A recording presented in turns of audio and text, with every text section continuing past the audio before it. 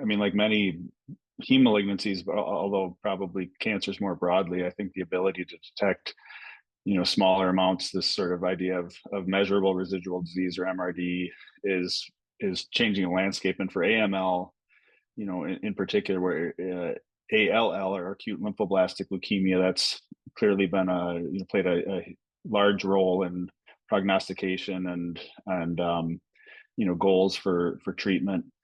I think with AML it's lagged behind, but now with modern technology, I mean, the improvement in the multi-parameter flow cytometry, and even more so some of the genetic based PCR based testing that can get down to such low levels. um, it's become an important, I think, endpoint for looking at new approaches. And but also importantly, that there's actually some experience of using MRD.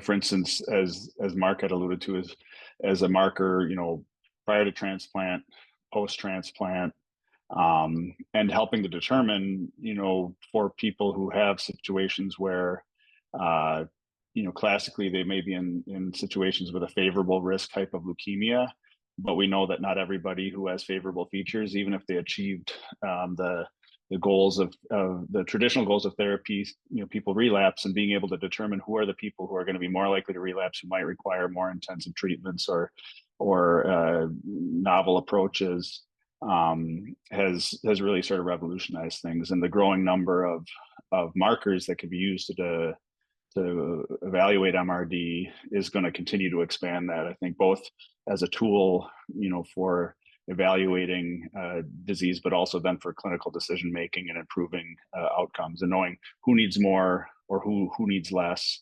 And that risk stratification is a big deal and really having a major impact.